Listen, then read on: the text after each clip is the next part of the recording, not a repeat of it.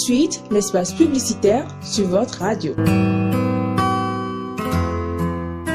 Communiqué. Le groupe Ma Fierté informe les parents d'élèves ainsi que les candidats au BEPC et au bac 2020 que ces séances de travaux dirigés démarrent le samedi 11 janvier et vont se poursuivre jusqu'à la veille des examens. Quand tous les samedis et dimanches à partir de 15h ou complexe scolaire Cedro Siak Bodje dans la Vente de Saint-Thomas. Participation 200 francs par séance ou 1500 francs le mois. Notez bien, nos résultats antérieurs témoignent de la qualité de prestation qui se fait au sein du groupe scolaire. Inscription et renseignements 67 39 15 60. Groupe Ma Fierté, la force d'une équipe jeune. Communiqué. L'agence Butterfly organise ce samedi 18 janvier 2020 un programme de formation dénommé YouTube Academy. Vous êtes passionné des métiers de l'audiovisuel, vous désirez apprendre le montage, la réalisation et la diffusion de vidéos sur les réseaux, saisissez cette opportunité. Votre participation vous donne droit à une vidéo gratuite réalisée et 2 photos professionnelles. Lieu du programme, immeuble blanc face à l'entreprise ADOT derrière le centre Seignon à Zogbohwe. Infoline 67 19 00 00. YouTube Academy, révolutionnez votre vie avec passion.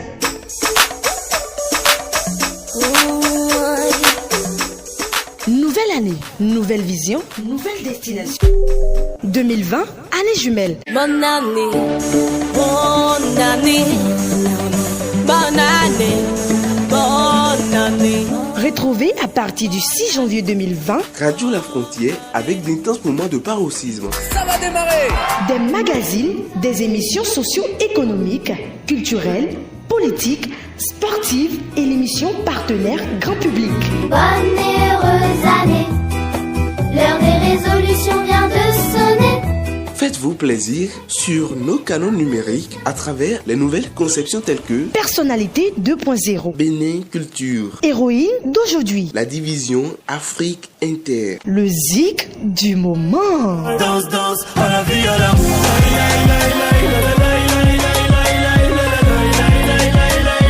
Annonceurs, partenaires, saisissez cette opportunité en nous joignant sur la tranche commerciale plus près de vous. Radio La Frontière, le développement et l'excellence. Bonne année 2020.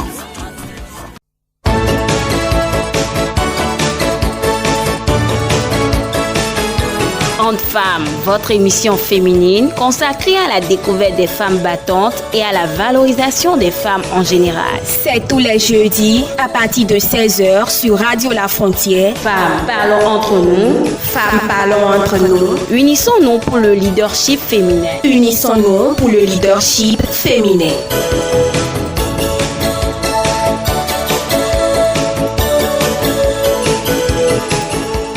Nous sommes une fois encore sur votre émission Entre Femmes et aujourd'hui nous recevons pour vous Astide Michaï. Elle est rédactrice en chef du journal L'Euro de l'Université d'Abomey-Calavi. Avec elle, nous allons parler des difficultés et des défis d'une femme chef dans son travail. Astide Michaï, bonsoir à vous. Bonsoir Madame la journaliste. Je vais commencer par vous demander si être chef est un défi pour vous ou si c'est pas contrainte que vous l'avez été. Essayez de nous expliquer, d'expliquer ça à nos auditrices.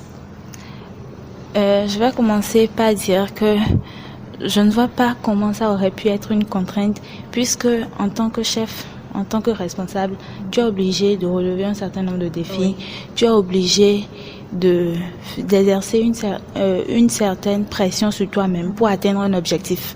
Donc si c'est pas contrainte, c'est sûr que l'objectif fixé ne sera pas atteint. Donc j'ai intégré le journal L'Euro depuis 2016.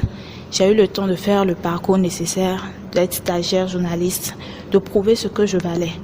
Et ce n'est qu'à la sueur de tout ce que j'ai eu à prouver. Est-ce que vous avez confiance en vous? Voilà. Donc, j'ai été élue à une assemblée générale pour dire que ce n'est pas une nomination.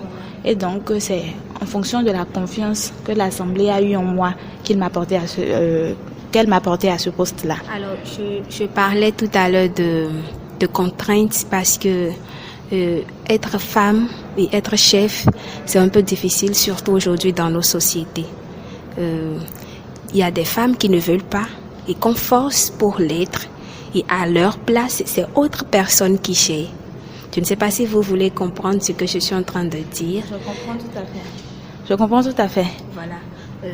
Vous venez de dire que vous avez des défis à relever. Est-ce que vous pouvez parler de ces défis à nos auditeurs? Il faut dire que le journal Le Héros, depuis sa création, n'a pas connu de femme rédactrice en chef. Waouh, c'est vraiment intéressant. Donc, en tant que première femme rédactrice en chef, j'ai intérêt à assurer pour que on puisse davantage faire confiance aux femmes. Depuis que Le Héros a été créé, Le Héros n'a connu qu'une seule directrice de publication. Une seule directrice de publication. Donc, certes, je ne suis pas directrice de publication, mais je suis à un pas de ce poste-là.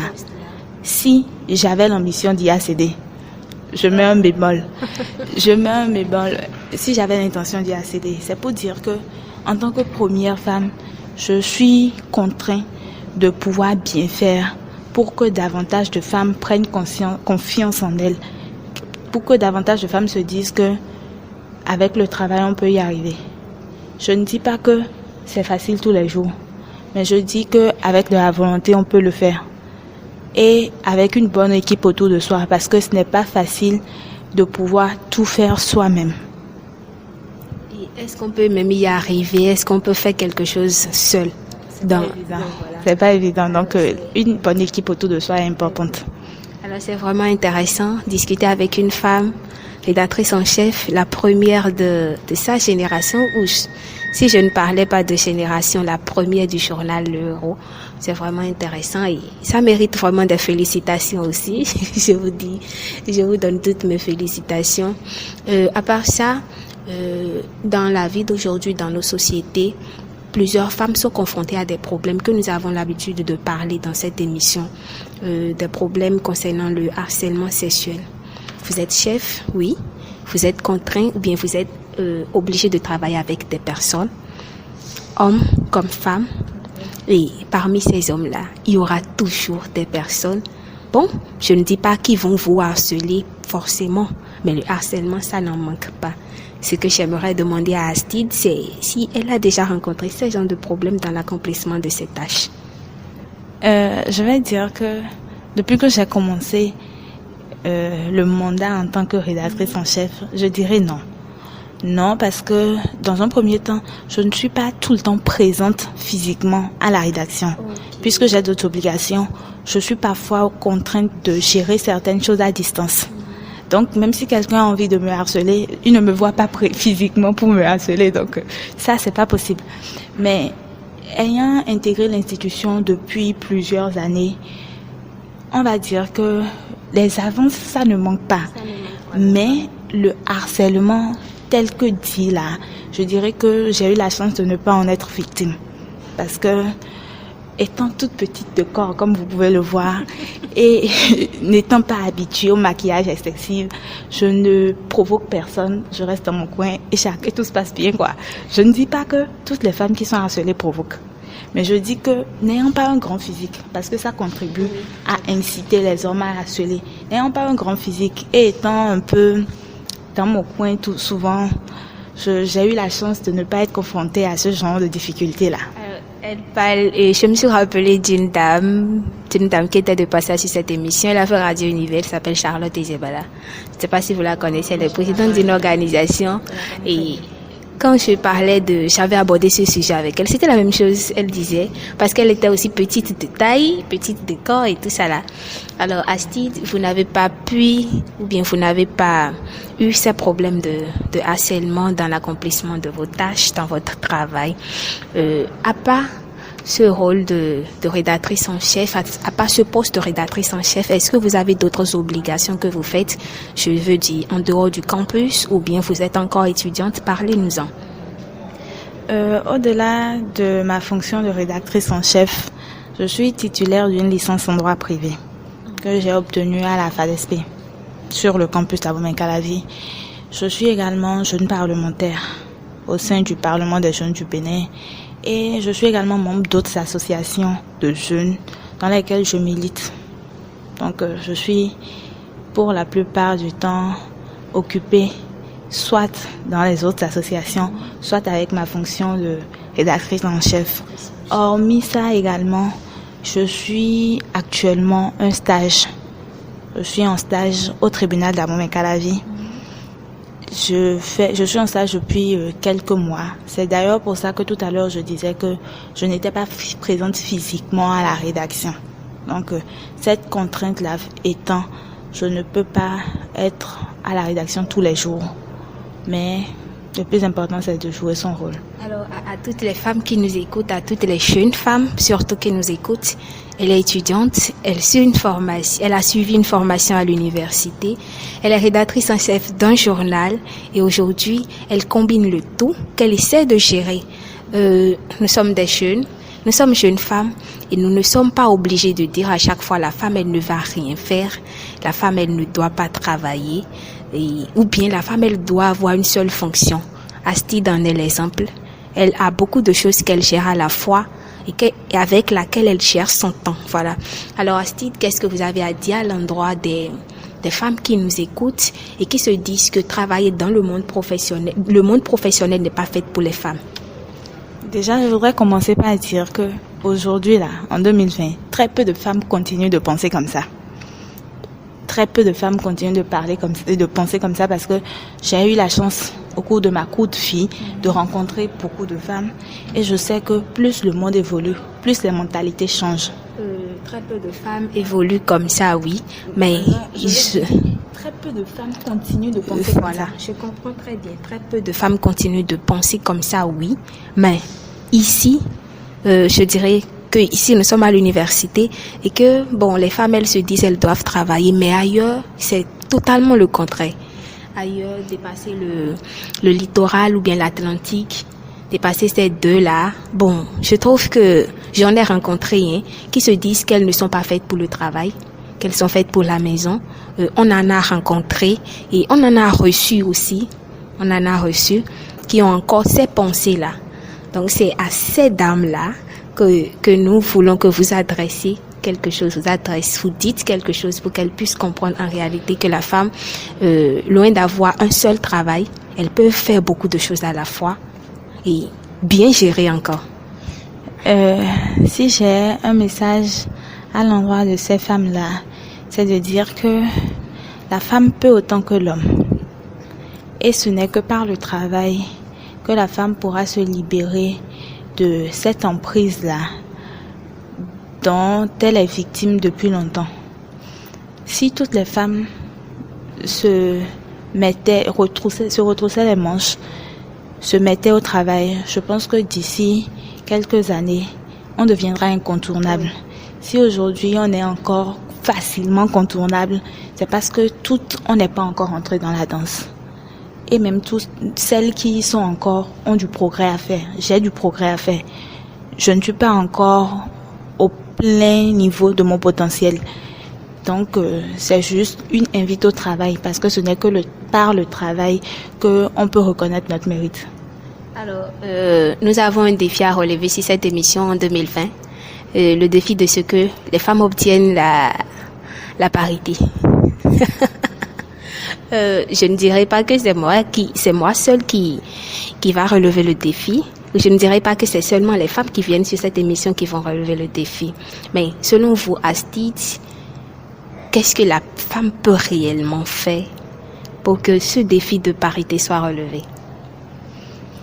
Déjà, il faut d'abord commencer par savoir si ce que je comprends pas parité ou si je suis dans la dynamique de la parité. Moi, je suis beaucoup plus dans la dynamique de l'équité. Parce que parité voudrait que hommes et femmes fassent exactement la même chose. Alors qu'on est conscient du fait que physiquement, biologiquement, l'homme et la femme ne sont pas conçus de la même manière, elles ne font pas les mêmes choses. Et même que ça ne soit pas physiquement et biologiquement, nous sommes en Afrique, nous sommes au Bénin, où dans la mentalité des Béninois, c'est dit que l'homme est toujours supérieur à la femme. Non, moi, je ne suis pas dans la dynamique d'une supériorité entre l'homme ou la femme. Ce que je dis, c'est que l'homme doit rester à sa place et la femme à sa place. L'un n'est pas supérieur à l'autre, mais l'un n'est pas égal à l'autre, parce qu'on n'est pas les mêmes choses. L'égalité, c'est 1 et 1. Oui. L'égalité n'est pas 1 et 2. Voilà, l'égalité, je ne sais pas si c'est la femme 2, hein, mais je sais que 1 et 1,50 et 1 et 0,9, ça fait pas égalité. Donc, ce qui est sûr, il faut avoir d'équivalence. Voilà, ce que moi je prône plutôt, c'est l'équité. Et pour avoir cette équité-là, ce n'est pas en quémandant l'équité, c'est en travaillant pour se faire valoir, prouver à l'homme qu'on vaut tout autant que lui. Je ne pense pas que si je m'assois autour d'une table où il y a un rédacteur en chef, il pourra me manquer de respect si je lui montre ce que j'ai dans la tête, si je lui montre que je vaux autant que lui. Mais si j'étais juste restée peut-être journaliste, que si je m'étais mise en tête que parce que je suis femme, je ne peux pas devenir rédactrice en chef et que je suis autour d'une table avec un homme rédacteur en chef, il peut me manquer de respect parce que je ne vaux pas autant que lui. Voilà. Donc j'estime qu'il faut travailler à établir l'équité pour qu'on puisse prendre la place qui est la nôtre, tout simplement. Ne cherchons pas l'égalité, on n'a pas besoin de ça, on vaut mieux que ça. On a parlé sur la toute première édition de cette émission. On a voulu relever ce défi qu'est la parité. Je me rappelle ce jour-là, j'étais avec Jean-Paul qui me disait que lui, il travaille pour la parité. Moi, je disais que je voulais juste que les femmes essayent de montrer ce qu'elles ont dans la tête. Et aujourd'hui, je suis sûre que Astide me soutient. À toutes les femmes qui nous écoutent, nous leur exhortons juste au travail. Alors Astide, nous tendons vers la fin de cette émission. Mais avant de prendre congé de vous, nous allons vous demander votre mot de la fin. Si j'ai quelque chose à dire à toutes celles qui nous écoutent et à tous ceux qui nous écoutent, c'est une invite au travail. Parce que ce n'est que par le travail que nous pourrons montrer à la face du monde ce que nous valons. Pas que ceux qui font un effort sont parfaits ou pas qu'ils font tout bien. Mais ce n'est que à travers les erreurs qu'on s'améliore et qu'on devient bon. Okay. À toutes les femmes qui nous écoutent en 2020, il faut qu'elles se mettent au travail pour que le défi soit relevé. C'est la fin de cette émission. Devant ce micro, je suis Adonis Roland. Merci et à jeudi prochain pour un autre numéro.